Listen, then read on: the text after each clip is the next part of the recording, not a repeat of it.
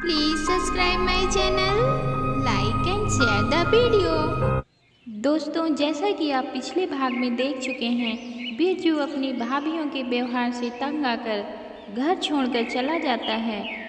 उसके आगे की कहानी देखने के लिए बने रहिए वीडियो के एंड तक। शकुंतला को देखकर उसकी जिठानियाँ व्यंग कसती हैं। अरे हम भी कभी दुल्हन बनी थी, पर तेरी तरह मटक मटक कर नहीं चलती थी। एक दिन शकुंतला चक्की में गेहूं पीस रही थी। अरे ओ तुलसीदास की रत्नावली, उधर क्या देख रही है? चक्की को देख, चक्की को, इसी से पेट भरने वाला है।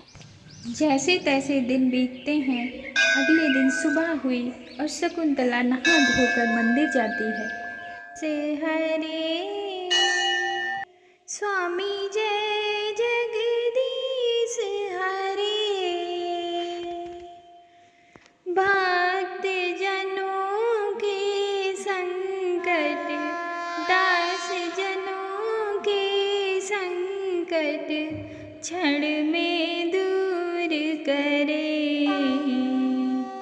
ओम जय जगदीश हरे। मात पिता तुम मेरे, शरण गहूँ मैं किसकी। पूजा करने के बाद शकुंतला घर आ जाती है। लो आ गई। सुबह सुबह मुंह देख लिया मनहूस का, पता नहीं सारा दिन कैसा जाएगा अब। एक दिन वह कुएं पे पानी लेने जाती है। वह पानी लेकर घर आ रही थी कि जिठानी के बच्चे सामने आ जाते हैं और उससे टकराकर गिर जाते हैं। अरे गिर गया गिर गया। क्या हुआ बेटा? माँ, चाची ने गिरा दिया। नहीं दीदी, मैंने नहीं गिराया। नहीं दीदी, मैंने नहीं गिराया। नासपीटी, एक तो मटका तोड़ दिया, ऊपर से बच्चों को गिरा दिया। अरे बिरजू को तो खा गई, अब हमारे बच्चों को भी खाएगी क्या? चुड़ैल कहीं की। चल बेटे, कहाँ लगी बेटा? घर में सबको लगता है कि उस तूफान के बाद बिरजू अब इस दुनिया में नहीं रहा। स्वामी, तुम कहाँ हो? कब वापस आओगे स्वामी? मुझे तुम्हारी बहुत याद आती है। एक दिन शकुंतला के पिता पुजारी जी अपनी बेटी का हालचाल लेने के लिए उसके घर आते हैं। जब से बिरजू घर छोड़कर गया था, बिरजू के बड़े भैया दयाराम का स्वास्थ्य बिरजू की याद में बहुत गिर गया था। वो अत्यंत निर्बल और बहुत दुखी रहने लगे।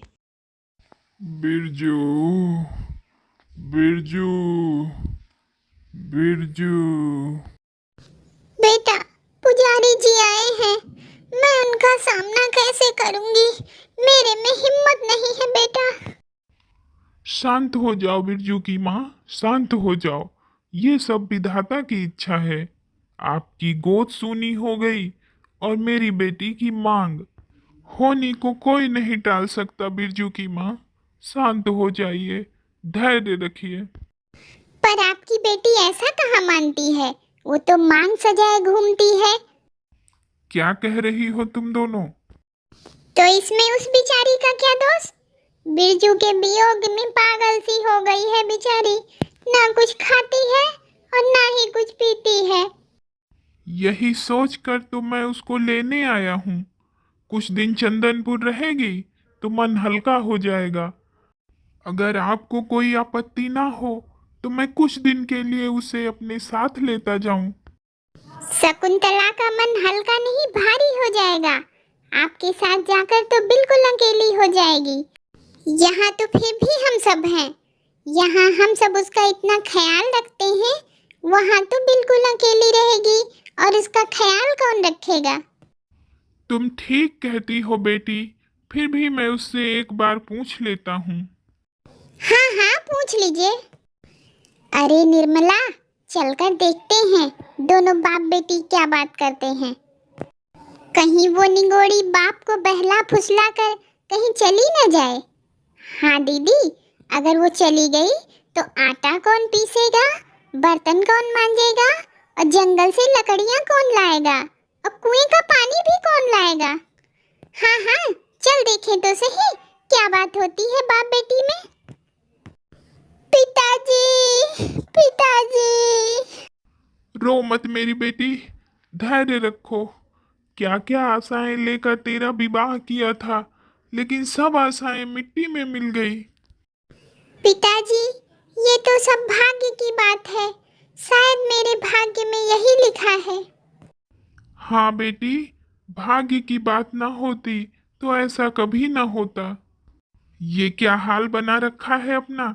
चल मैं तुझे लेने आया हूँ, जल्दी से तैयार हो जा। नहीं पिताजी, मैं आपके साथ चंदनपुर नहीं जाऊंगी। क्यों बेटी, मेरे साथ क्यों नहीं चलोगी?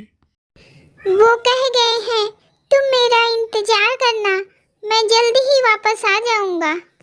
बेटी, ऐसी झूठी आशाएं लेकर कब तक जियोगी, कब तक बांध के रखोगी, कब तक बिरजू का इंतजार करती रहोगी? चलो मेरे साथ, मैं तुम्हें इस हाल में नहीं देख सकता। पिताजी, क्या आप भी वैसा सोचते हैं जैसा कि दूसरे सभी? किसी को हो ना हो, मुझे पूरा विश्वास है वो एक दिन जरूर वापस आएंगे। अच्छी बात है बेटी, भगवान तुम्हारी हर इच्छा पूरी करें। मेरा आशीर्वाद सदैव तेरे साथ है। अगर तू नहीं जाएगी तो मैं चलता हूँ बेटी। शकुंतला के पिताजी वापस चले जाते हैं। अरे हम ऐसी कौन सी तकलीफ दे रहे थे तुझे जो बाप से चिपक चिपक कर रो रही थी? अगर हम तुझे दुख तकलीफ दे ही रहे थे तो चली क्या नहीं गई? 4-6 महीने रह जाती तो कौन सा घर खाली हो जाता तेरे बाप का? दीदी, दीदी। हाँ दीदी, हाँ दीदी। उधर बिरजू सेठ के कारोबार को संभाल लेता है।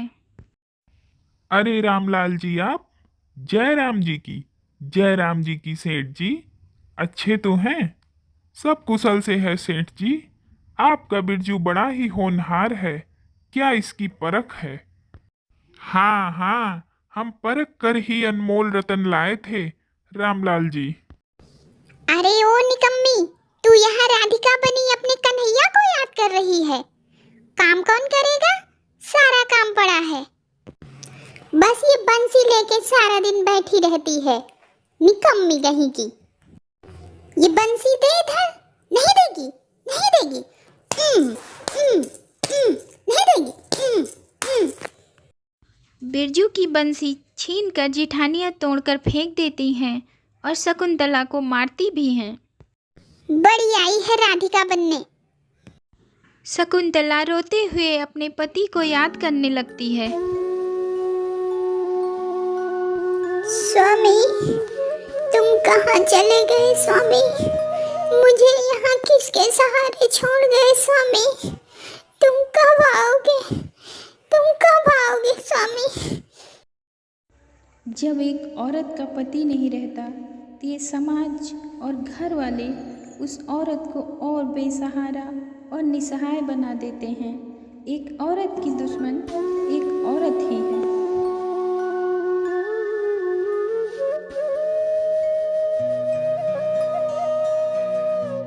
अगले दिन शकुंतला सुबह नहाने के बाद सिंदूर लगा रही थी, तभी उसकी जिठानियाँ वहाँ आ जाती हैं।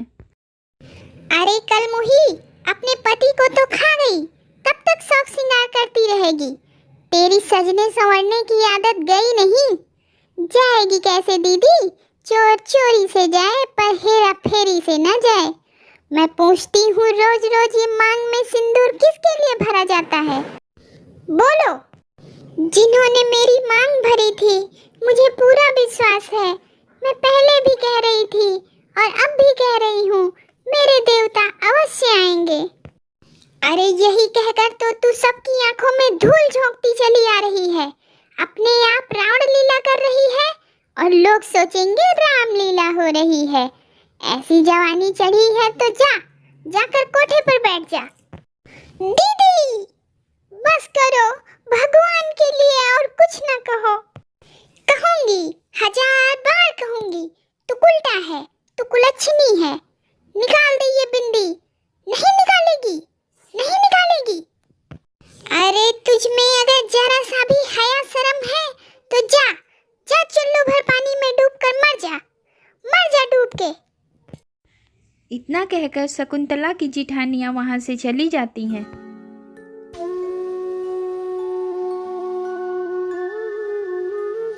अब शकुंतला के कानों में जिठानियों के द्वारा बार बार कही गई बातें गूंज रही थी।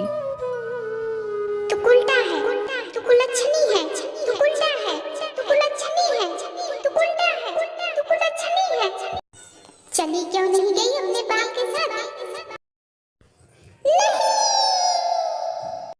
तभी शकुंतला पहाड़ियों की तरफ भागती हुई चली जाती है और एक पहाड़ी पर चढ़ जाती है और वहाँ से कूदकर वह अपनी जान देना चाहती है। तभी वहाँ एक बाबा आ जाते हैं। अरे बेटी, ये क्या कर रही है? नहीं बाबा, मुझे मर जाने दीजिए। नहीं बेटी, हिम्मत रख। तू ऐसा क्यों कर रही है? बाबा, रात दिन के ये ताने और लांछन अब मुझसे नहीं सहा जा रहा। बाबा, मुझे मर जाने दीजिए। बेटी, सुख का अमृत तो सभी पीते हैं, किंतु सत्य और धर्म पर चलकर जो दुख का विष पीते हैं वो बिरले ही होते हैं। बाबा, हाँ बेटी, निराशा को छोड़कर श्रद्धा और भक्ति के साथ तू हर गुरुवार बृहस्पति देव का व्रत रहना आरंभ कर, तेरे सारे दुख दूर हो जाएंगे। तुम धन्य हो बाबा। मैं हर गुरुवार भगवान बृहस्पति देव का व्रत अवश्य करूंगी। शकुंतला को जैसे आशा की एक किरण मिल जाती है, वह हिम्मत जुटाकर और खुश होकर अपने घर वापस लौट आती है। तो दोस्तों, अगर आपको आगे की कहानी चाहिए तो हमें कमेंट सेक्शन में ज़रूर बताएं और हमारे वीडियो को लाइक एंड शेयर करें और चैनल पर नए हैं तो चैनल को सब्सक्राइब करें। फिर मिलते हैं एक नई वीडियो के साथ। तब तक के लिए बाय बाय।